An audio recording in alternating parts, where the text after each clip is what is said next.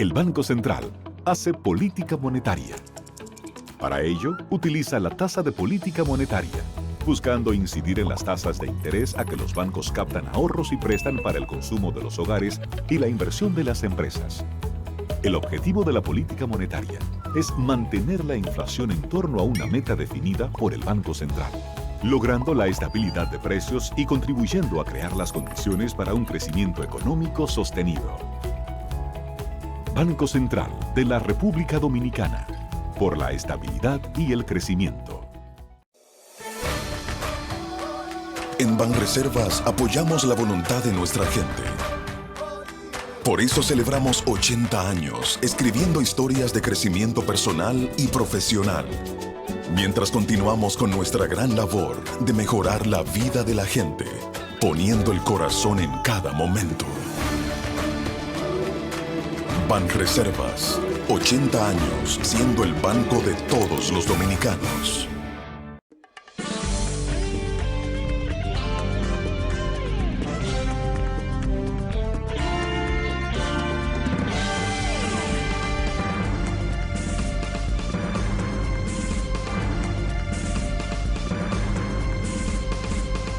Muy buenas tardes, amables televidentes. Bienvenido a su cita diaria, crepuscular y nocturna en Teleimpacto, que es al final de la tarde, despidiendo el sol y comenzando la noche. Ponga su caridad en buenas manos. Apoye el Patronato de Lucha contra el Cáncer de Villa González Incorporado, una verdadera institución de servicio y de apoyo al prójimo más carenciado. Ese prójimo, como hemos dicho, atrapado allá en las tripas del bosque rural, en la mayor pobreza. Y todo el mundo sabe, señores, lo costosos que son los tratamientos y los medicamentos para combatir el cáncer. Por eso es que instituciones como estas, creadas por personalidades de cristianísima formación, esa de ejemplaridad y de esa modestia propia del cristiano. Entonces, yo espero que usted arrime su apoyo, su hombro a esa lucha, que es una lucha constante y consciente de que, señora, hay que ayudar a familias humildes, pobres, que no pueden hacerle frente a esos tratamientos o a esos medicamentos. Apóyelos. 809-443-8010. También el Hogar Escuela Santo Domingo Sabio, una excelente institución que forma jóvenes en alto riesgo de la sociedad, regentado por los salesianos de la Iglesia Católica. Apóyelos. Avenida Independencia, casi esquina Avenida General Gregorio Luperón, aquí en Santo Domingo. Y a propósito del cáncer, estamos en el mes de la detección temprana, de la lucha contra el cáncer de mama, pero también el mes de la concienciación con respecto a ese cáncer tan agresivo, tan peligroso y que representa un índice alto de muerte en muchas damas si hay descuido de no atender a tiempo esa enfermedad. Y muchas instituciones, o mejor dicho, las instituciones que se han dedicado en cuerpo y alma, como se dice, a la lucha contra el cáncer de mama, que son muchas, han escogido el color rosa como un distintivo para identificarse con esa campaña de concienciación y de lucha contra el cáncer de mama. Hay una institución que yo quiero realmente destacarle su representación o su solidaridad con esa campaña, mejor dicho. Cómo ilumina su propio edificio. Fíjense el Banco Central, cómo el Banco Central se une a esa campaña de motivación y de que la gente pueda identificarse, que cuando vea ese color rosa o color rosado, se identifique con esa causa de lucha y de concienciación contra el cáncer de mama.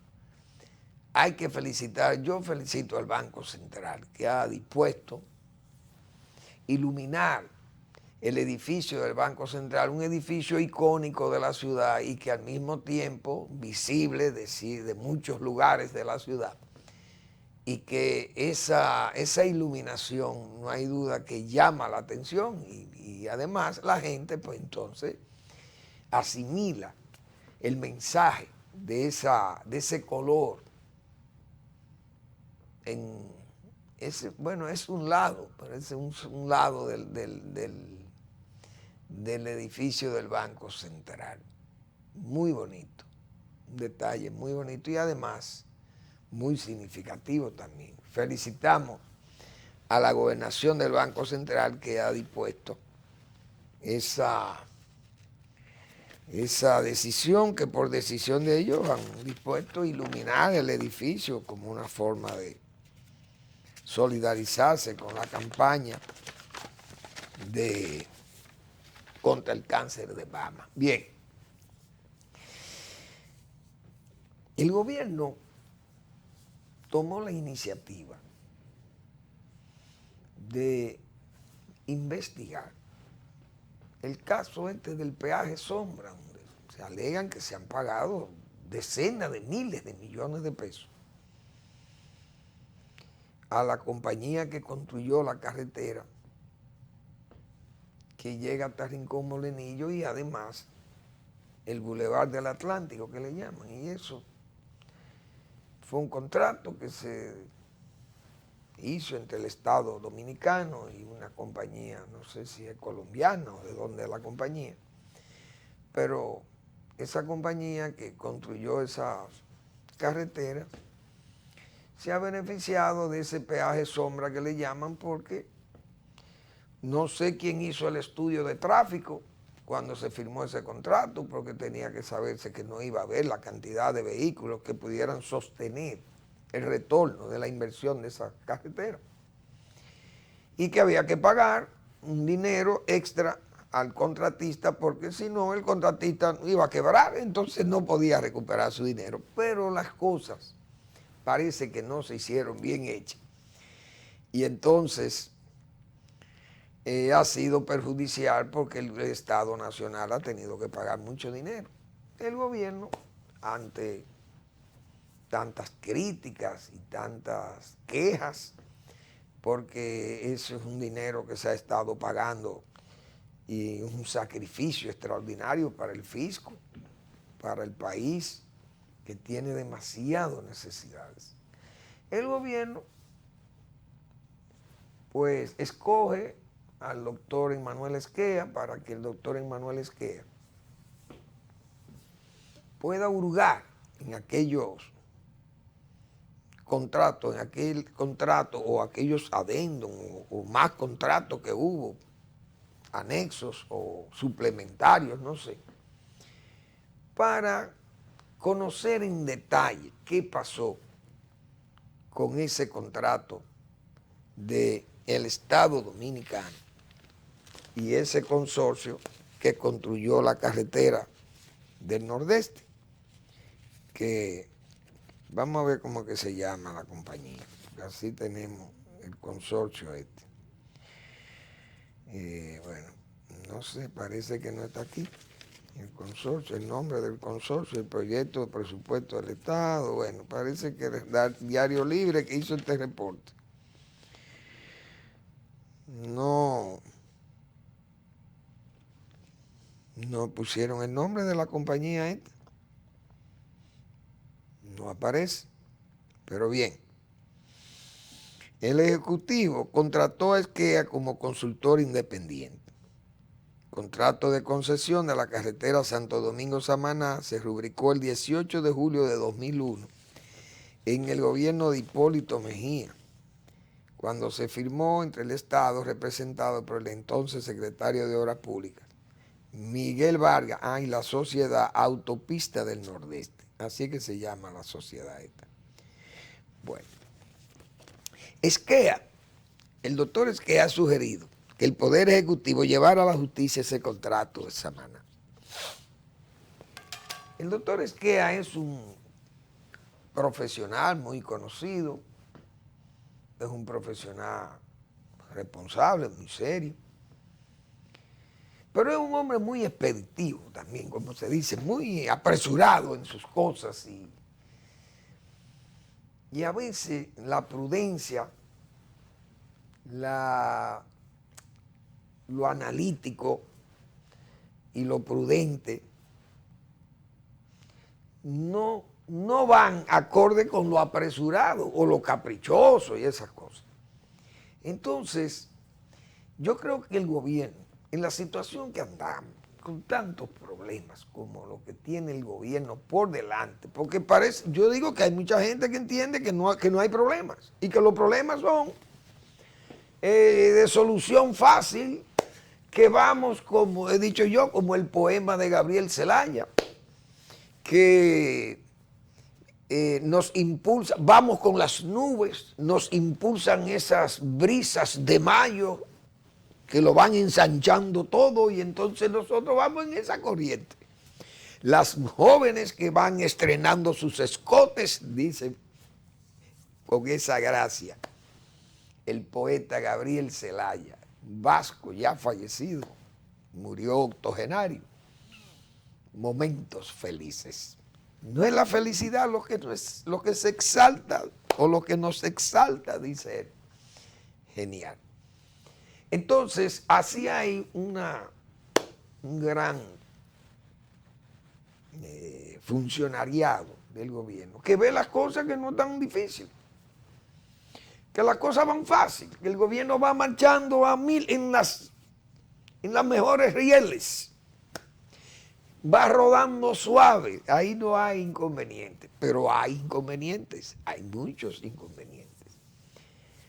Desde luego, usted entrar a un juicio que me imagino que tendrá que ser ante arbitraje, porque esos contratos siempre deben tener una cláusula para arbitraje, tal vez local o internacional. Entonces el gobierno tiene que contratar abogados. Si el gobierno quería saber lo que hay, lo más lógico es que el doctor Esquea, bueno, pues le recomiende, mire, esto es lo que hay. Ahora, antes de ir a un pleito, vamos a ver qué se puede hacer, si se puede negociar con esta gente. Porque ir a los pleitos así, como tan de frente, pienso yo, esas cosas, con los problemas, repito, que hay, y las experiencias que hay para atrás, yo creo que es mejor que el gobierno consulte sus Salomones. Pero es que estos son gobiernos, este gobierno no quiere consultar Salomones, que eso es lo que de las cosas que a uno le preocupan. Y ante esa sugerencia que le hace el doctor Esquea, sería bueno que el gobierno consulte otros Salomones que puedan ver aquello, que vean el informe del doctor Esquea y que analicen aquello, gente que sea más prudente. O no, que no voy a decir que el doctor Esquea sea imprudente, no, pero el doctor Esquea es muy expeditivo, repito. Entonces hay unos casos que, porque también hay que ir a la historia, como dicen, porque hechos de la historia. El doctor Esquea era el consultor jurídico en el gobierno de Salvador Jorge Blanco. En ese gobierno fue resiliado, hubo una resiliación de un contrato que tenía el Estado Dominicano con ICA, una compañía mexicana, y eso nos trajo un problema serísimo al país. Bueno, imagínense que México era parte del Acuerdo de San José, que nos suministraba un petróleo a condiciones favorables al país, y México, un país enredadísimo, nacionalista, y bueno, se afilió, el gobierno se alineó con su compañía, y fueron tan, diríamos, tan exigentes que rompieron el acuerdo de San José. Perdimos el pleito en un arbitraje internacional, perdimos el pleito con ICA. Ahora, el gobierno de Salvador Jorge Blanco se señaló en esa oportunidad, actuó en forma expeditiva, también en forma rápida y apresurada, y nos trajo inconvenientes como esos que acabamos de citar. El doctor Esquer era el consultor jurídico. Entonces, esas cosas yo creo que deben ser sopesadas. El propio doctor Esquer, que es un hombre que uno aprecia, porque yo tengo un gran aprecio por Esquer, pero es que es sumamente apresurado, lo veo. Acaba de perder un caso ahí, ese caso de Bávaro. Un fallo desfavorable para la compañía que aspira a construir ese aeropuerto de Bávaro.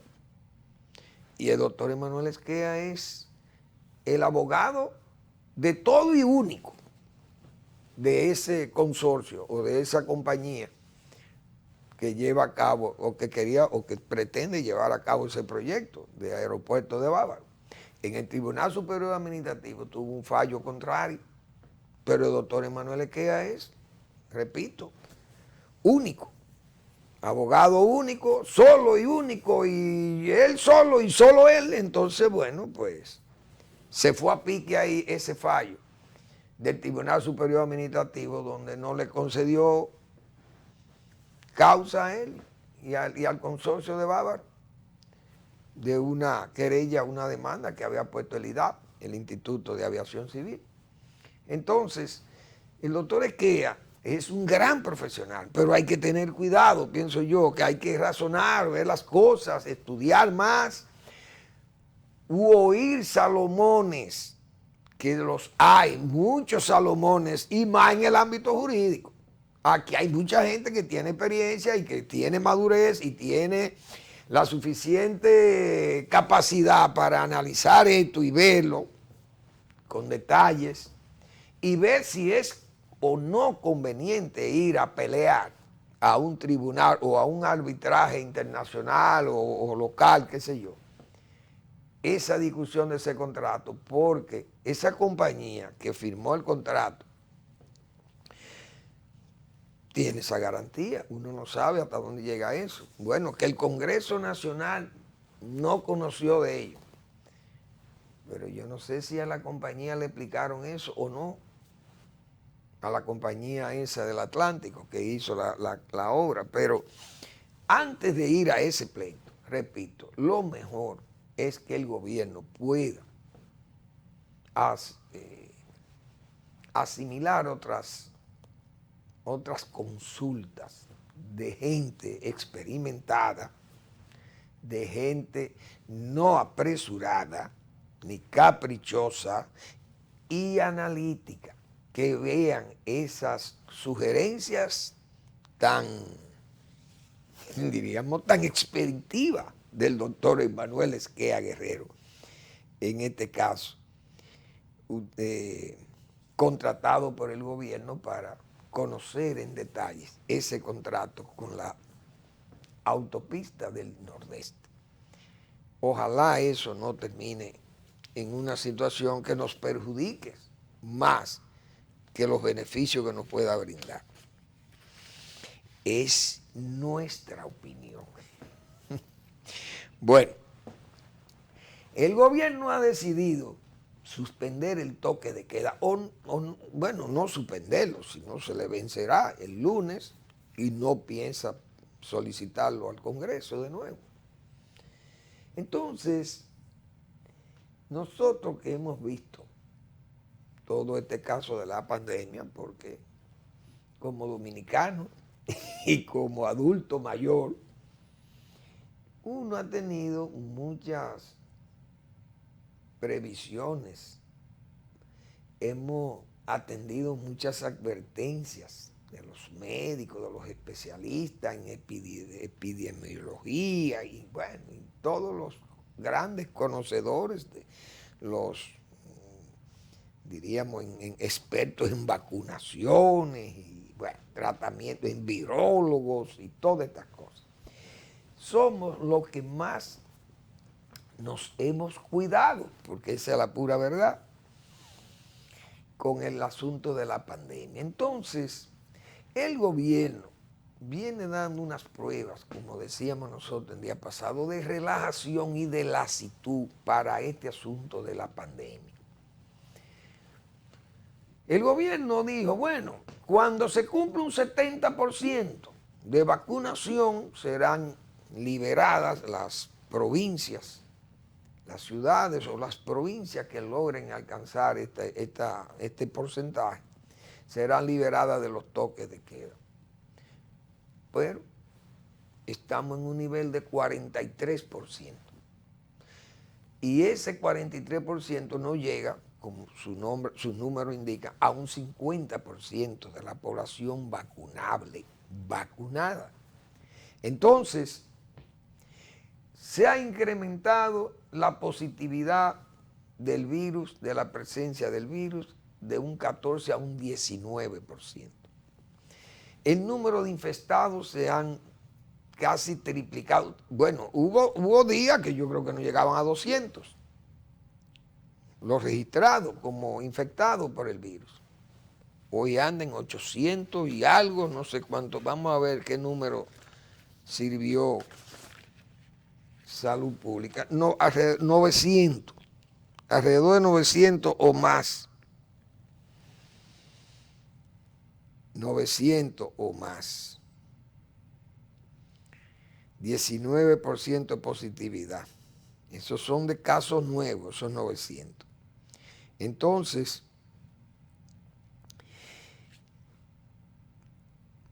dice aquí, de los muertos, hubo 7 muertos hoy. Ese fue el informe que pasaron. 7 fallecidos. Es decir, la situación del virus no ha pasado. Pero aquí hay gente, o la mayoría de la gente piensa que ya pasó el virus. Entonces aquí los jóvenes, por ejemplo, no se quieren vacunar. Pero no hay una política de fuerza, de autoridad, de demanda, de exigencia para que esta gente se vacune. Todo el que trabaja y es joven y no está vacunado pierde su trabajo. Todo estudiante que va a la universidad y no está vacunado no puede entrar a las aulas. Así de sencillo. Tienen que vacunarse. Los que trabajan en los centros, en la zona franca y son jóvenes y no están vacunados, no van a trabajar. Y pongo inspectores de zona franca que vayan allá y chequen con Salud Pública. Y el que no está vacunado no entra a trabajar. Y ustedes verán que se van a tener que vacunar. Asimismo, los adultos ya de más de 18 años que van a entrar a la universidad o que entran a la universidad, el que no está vacunado no entra a la universidad. Los que están en los call centers, que son jóvenes todos los que están en los call centers, el que no está vacunado no puede trabajar. Entonces vamos a incorporar, si hay 1 millón de jóvenes en esa franja etaria, vamos a decirle así, entonces vamos a meter 1 millón más de vacunados porque debiéramos tener 5 millones y apenas llegamos a 4,5 millones, yo creo. Entonces, ¿qué es lo que estamos haciendo? Arriesgando el éxito que se ha alcanzado. Hoy el gobierno ha valorado totalmente lo que está pasando o lo que puede pasar, porque han dicho sí que puede incrementarse, pero no es que se puede incrementar, es que se va a arruinar lo que hemos avanzado, que es el peligro. Es decir, después que una economía como ha ido esta, creciendo 13%, después de haber caído 7%, casi 7% el año pasado, que hubo un hundimiento al principio de la pandemia de más de un 29% del Producto Interno, de la riqueza nacional, que hemos ido recuperando aquello, que el empleo, señores, está prácticamente, no vamos a decir recuperado, pero en un 96% de recuperación del empleo. La economía. Una economía que ha crecido o se espera que crezca el Producto Interno Bruto a más de 91,000 millones de dólares. Con una reserva de 12,700 millones de dólares. La reserva de divisa fuerte. La inflación tiene 7,90. Es alta, altísima, una inflación de 7,90. Pero las autoridades económicas han señalado, principalmente en el Banco Central, que es una inflación pasajera que tendrá que ir cayendo a los niveles que espera o que ha diseñado el Banco Central de 4 más o menos 1%, viene siendo un 5% de inflación, andamos en 7,90. De aquí al término del año puede ir bajando y caer a los niveles donde el banco entiende que es el nivel ideal de trabajo. Si eso pasara, pues entonces estamos recuperando la economía a los niveles de prepandemia. Pero ¿cómo se puede arriesgar todo esto? Todo ese éxito se puede caer porque que el gobierno ha abandonado la autoridad. Cuando el presidente dijo que todo este pico de incremento de positividad, de nuevos casos, de fallecidos, etcétera, que a la apertura de las escuelas se debe eso. No, presidente Abinader, decíamos nosotros, se debe a toda esa lasitud, a todos esos teteos, esas aglomeraciones y a esa constante violación, tanto del toque de queda que existía, como de las restricciones, gente sin mascarilla, gente sin distanciamiento, los choferes hacen lo que le da la gana, usted va a la Sarasota, vaya, presidente, pase por la Sarasota, usted vive cerca de ahí. Pase por la Sarasota y observe en la plaza universitaria para que usted vea el comportamiento de esos jóvenes. Fumando la juca, divirtiéndose todo ahí, nadie usa mascarilla ni tiene distanciamiento. ¿Y ustedes creen eso es la apertura de las escuelas? No, esa es la lasitud, esa relajación que ha habido a las medidas sanitarias para controlar el virus. Pero el virus no se ha ido, tenemos entendido, el virus anda ahí, ahora anda repuntando el virus. Entonces se está quitando esto, el toque de queda, el gobierno entiende que ya no es necesario el toque de queda, pero por lo menos las restricciones, las exigencias. Entonces sin exigencias, sin restricciones, sin autoridad, ¿cómo vamos a despedir ese virus de la sociedad nacional? Entonces, en medio de todas estas cosas sanitarias, estamos hablando, señores, de mandar reformas que tienen que afectar los bolsillos de gente que todavía hay 186,000 personas que no han recuperado sus empleos desde la prepandemia, porque aunque se ha hecho un esfuerzo extraordinario realmente para recuperar los niveles por donde vamos, de más de 4 millones, del 96.2, 96.4% del empleo que teníamos a la prepandemia. Y de esas cifras, esos números que yo acabo de dar de la economía nacional, aún así, señores, hay gente que la está pasando muy mal. Y usted hablar de mandar reformas para afectar los bolsillos donde hay 186,000 personas sin empleo de lo que estaban empleados al tiempo de la prepandemia. Imagínense ustedes las demás, los jóvenes que han entrado en edad laboral y todas estas cosas.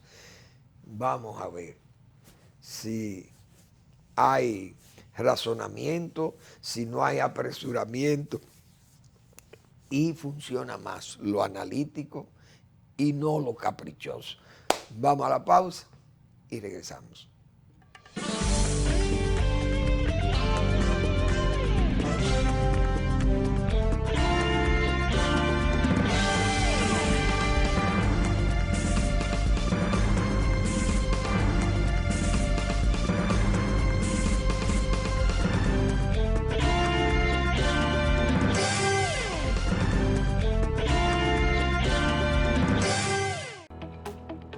El Banco Central hace política monetaria. Para ello, utiliza la tasa de política monetaria, buscando incidir en las tasas de interés a que los bancos captan ahorros y prestan para el consumo de los hogares y la inversión de las empresas. El objetivo de la política monetaria es mantener la inflación en torno a una meta definida por el Banco Central, logrando la estabilidad de precios y contribuyendo a crear las condiciones para un crecimiento económico sostenido. Banco Central de la República Dominicana, por la estabilidad y el crecimiento. En Banreservas apoyamos la voluntad de nuestra gente.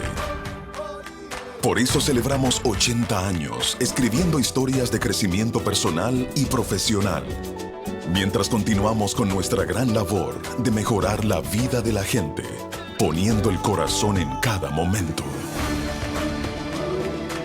Banreservas, 80 años siendo el banco de todos los dominicanos.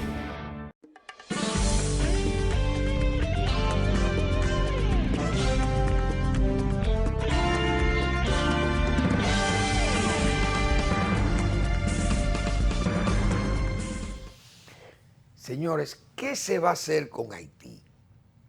El gobierno dominicano, que nosotros dijimos aquí, no era suficiente ir a pedir ayuda para Haití en Naciones Unidas. Nosotros teníamos que decir ahí cuáles son los daños que nos está causando Haití a la República Dominicana y a los demás países. Fíjense ya cómo vamos. Nosotros, que hemos sido las primeras víctimas de ese desorden migratorio haitiano, por años, por muchos años, por más de 200 años, porque todo ese utiposideti, como hemos dicho, todo ese hurto, diríamos, ese herniado al territorio nacional que han hecho los haitianos desde los años de 1804, desde que declararon su independencia, comenzaron de hecho a ocupar terrenos de la República Dominicana y tomaron de la línea de Aranjuez, herniaron la línea de Aranjuez, una hernia, hacia territorio nacional y se quedaron con San Miguel de la Atalaya, Las Caobas, Veladero, se quedaron con Cachimán, que es una serie de pueblos, de terrenos, de territorios dominicanos. El utiposideti, es decir, de hecho, ya esto es nuestro, nos quedamos aquí, los dominicanos apenas son 80, 90 o 100 mil almas y nosotros somos 700, 800 mil aquí, mulatos y negros, que somos los negros retintos, somos los que mandamos aquí, no queremos saber ni de mulatos ni de blancos. Y estos terrenos nos pertenecen a nosotros. Entonces nosotros hemos sido las primeras víctimas de ese accidente como país que es Haití, que se organizó allí sobre la base del contrabando y los robos de ganado. Llegaron esa gente y los franceses, grupos de delincuentes, y crearon este país. ¿A costilla de quién? De nosotros, que era la colonia española, porque esto era la colonia española, que nosotros que fuimos 200 años antes, o 114 años antes de que Haití, el señor gobernador de la isla de Santo Domingo despobló la zona norte y noroeste de la isla y dejaron ese espacio abierto para que se entraran esos negros, qué sé yo, filibusteros y bucaneros y delincuentes franceses, y establecieron allí una colonia a partir de esos años, y entonces ya nosotros con 200 años establecidos aquí, esta colonia lo que ha sufrido es todo ese choque migratorio, todo ese choque racial y todos los problemas que nos ha creado Haití. República Dominicana ha sido el más afectado. Más de 8,000 kilómetros cuadrados perdimos. Aparte de que perdimos también los 27,000 que ocupan ellos. Entonces, República Dominicana tiene el derecho, el deber, de hecho, pero el derecho tiene de ir a Naciones Unidas, que era lo que yo decía. Díganle, miren, señores, aquí vamos a poner las cosas claras. Este país se ha convertido en un problema para la América Latina, porque no solamente exhibe su pobreza y su miseria allí. Este es un país que se está dedicando a mandar miles de sus ciudadanos indocumentado y enfermo, lo está repartiendo por toda la América y le está creando un problema a América Latina y a Estados Unidos y a Canadá y a todo el mundo le está creando un problema porque es una bomba que se está derramando. O es un agua un agua pútrida o un agua cloacal, como se dice, que está soltando todo esto, este veneno, todas estas impurezas, la está soltando para que protestemos o nos ahoguemos en estas turbias aguas que nos está sirviendo el Estado haitiano, si se le puede llamar Estado aquello. Entonces, República Dominicana tenía que decir, decíamos nosotros aquí, porque todo el mundo felicitó al presidente Abinader. Yo lo felicité con esas condiciones. Digo, no, usted se quedó corto, presidente. Usted tenía que decir cómo nos afecta. 4,000 mujeres parturientas haitianas parieron de enero acá, en las maternidades dominicanas. ¿Usted cree que eso es posible? 4,000 niños nacidos ahí. ¿Cuánto nos cuesta eso a nosotros? Pues no es solamente el costo económico, presupuestario. Es el costo de la estadía de esa gente aquí. Como dije yo, de un señor, Jason Peña, Félix, oigan cómo es travestido como dominicano. 7 muchachos tiene aquí. Un haitiano que no sabe hablar español. 7 muchachos. Entonces, ¿ustedes creen que con una reproducción masiva así como esta, qué le espera a la República Dominicana? Ya lo decía Del Rosario Pérez, escribió La exterminación añorada. Y ese señor señalaba, Haití es superpoblado. Es un país súper inculto y es súper hambreado. Y por esas 3 condiciones es súper peligroso Haití. Nos lo advertían ya hace años que nos advertían esas situaciones. Dana Murro, esa ola de color que lo va arropando, todo terminará llevándose por delante a la República Dominicana. Esas fueron advertencias de hace debe hacer más de 75 u 80 años que nos las hicieron a nosotros. El propio Rafael Trujillo se echó la responsabilidad de la matanza del 37, es verdad, pero fue él. Sin embargo, nos estigmatizan todos los dominicanos fuimos los culpables, incluso a los que defendieron, no a Trujillo, que de hecho se defendía el régimen, pero se defendía la patria, fue gente con mucho honor y mucho criterio, y mucha gente con calidades, los que fueron a defender la República Dominicana de todas las acusaciones que se le hicieron a raíz del 37, que Balaguer o Ortega Fieri, qué sé yo, la gente que fueron... o creo si estaba Virgilio Díaz Ordóñez y esa gente y los ¿cómo se llamaba aquel embajador dominicano? Bueno, no sé si estaba Pastoriza como embajador en Washington para la época, no recuerdo quién era la gente, pero fueron gente brillante los que defendieron, no solamente el régimen, defendían la paz, el país, perdón, la patria. Entonces, Haití nos sigue creando una serie de problemas que nosotros no podemos seguir asumiendo, pero eso había que decírselo y hacerle esa advertencia. Y que nosotros, República Dominicana, se iba a defender de esa agresión, porque ya eso es una agresión. Chile está gritando, Ecuador grita, Brasil, Argentina no ha dicho nada, pero Argentina parece que no ha sido afectado. Panamá y Colombia afectados también por esta presencia. Y los países vecinos, las islas pequeñas, Sotavento y Barlovento, asfixiadas también por la presencia haitiana. Pero Naciones Unidas no ha dicho nada. Y Estados Unidos ha dicho que no quiere problemas. No se quiere involucrar en Haití. Como no se quiere involucrar, que se acepten entonces sus boat people. Y que no derramen para acá. Por eso es que nosotros pedimos. Así como piden 200 millones de dólares para ampliar las redes eléctricas, no vamos a cogerlo para el muro, para frenar este desorden migratorio que nos va a absorber a todos.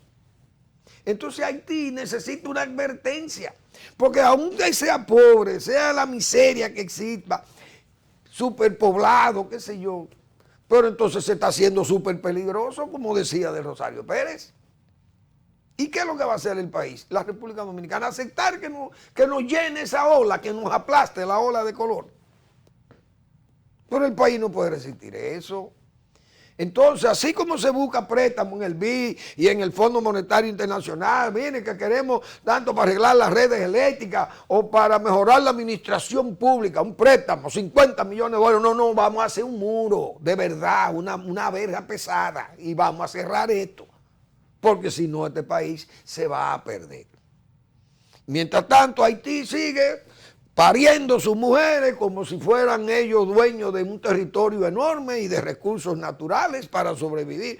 Pero lo que están es creándole una catástrofe a los demás, irresponsablemente. Entonces esto hay que frenarlo. Y Haití, hacerle saber que nosotros no estamos dispuestos a tolerar que seamos invadidos y que los países que defienden a Haití, entonces que reciban su gente, pero nosotros no estamos dispuestos a recibirlo, porque ya estamos saturados.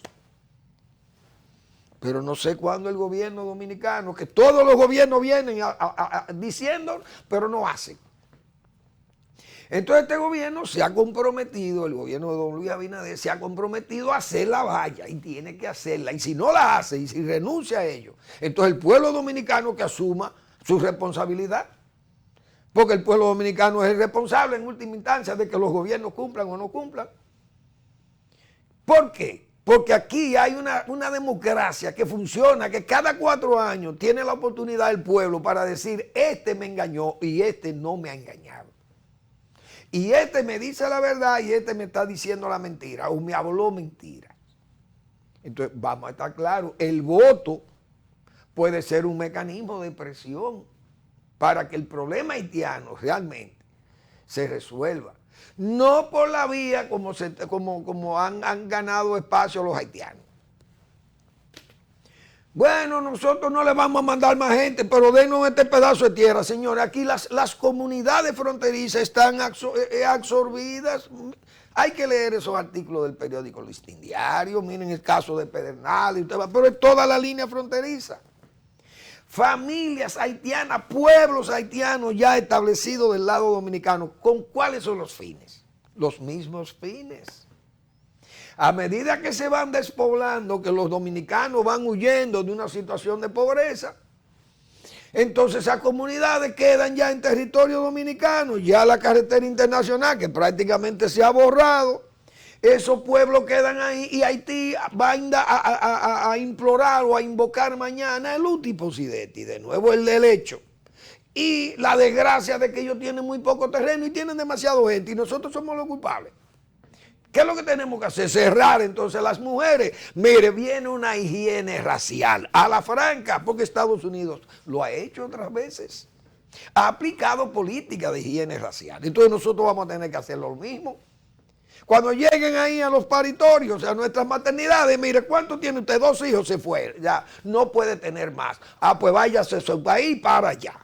Vaya a parir su muchacho a su país. Pero nosotros tenemos que poner políticas claras, porque es que como vamos a este país, no le queda más remedio que desaparecer o ser inundado por una cultura, por una etnia que es lo más distante que nosotros tenemos de los países cercanos, como lo he dicho. El más lejano de los cercanos se llama Haití, porque es que somos totalmente diferentes. Pero pronto República Dominicana dejará de ser diferente y seremos entonces todos iguales en la misma isla. Y se cumplirán las pretensiones de Riverán, el cónsul Riverán, aquel cónsul francés que se atrevió a plantear públicamente que la fusión era necesaria entre estos 2 pueblos. Ustedes se imaginan algo igual.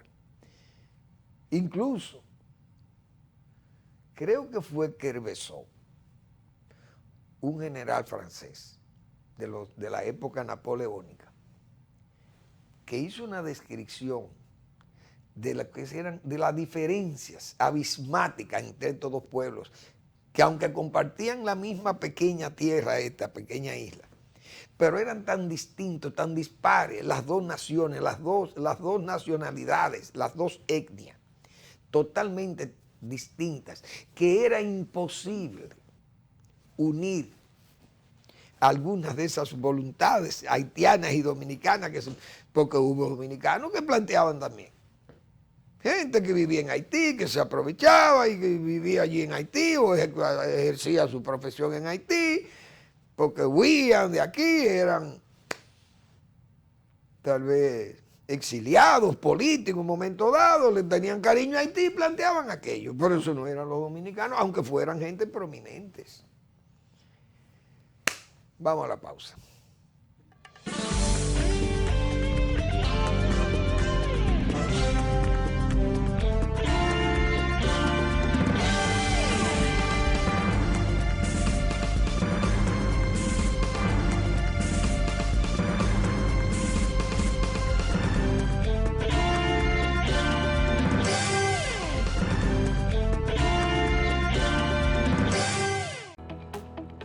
El Banco Central hace política monetaria.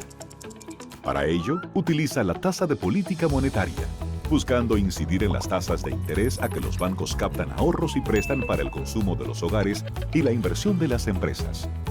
El objetivo de la política monetaria es mantener la inflación en torno a una meta definida por el Banco Central, logrando la estabilidad de precios y contribuyendo a crear las condiciones para un crecimiento económico sostenido. Banco Central de la República Dominicana, por la estabilidad y el crecimiento. En Banreservas apoyamos la voluntad de nuestra gente. Por eso celebramos 80 años escribiendo historias de crecimiento personal y profesional, mientras continuamos con nuestra gran labor de mejorar la vida de la gente, poniendo el corazón en cada momento. Banreservas, 80 años siendo el banco de todos los dominicanos.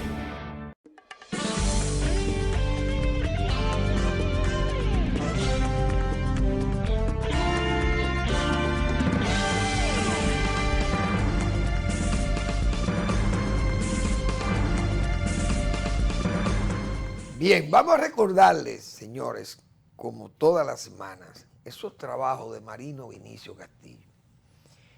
La pregunta, su blog La Pregunta. El doctor Marino Vinicio Castillo, que es, ese sí es verdad que es analítico, nunca caprichoso ni apresurado. El doctor Castillo, con sus viejos saberes, nos presenta las taras terribles. No vinieron solas. Él explica bien claro de dónde viene la génesis de los problemas que tenemos, principalmente los del narco, y esos problemas migratorios que hemos estado señalando. Las taras terribles no vinieron solas. Ese es el título del blog, La Pregunta, del doctor Marino Vinicio Castillo. Léanla, porque la anterior hace una descripción, el doctor Castillo, de sus vivencias, de todas esas experiencias vividas en esas conferencias y todas esas reuniones con el poder norteamericano y los europeos y los latinoamericanos sobre el problema de las drogas. Eso no vino ahora, eso no llega, no es que vienen. Y el doctor Castillo hace esas referencias tan precisas y que fueron advertidas por él.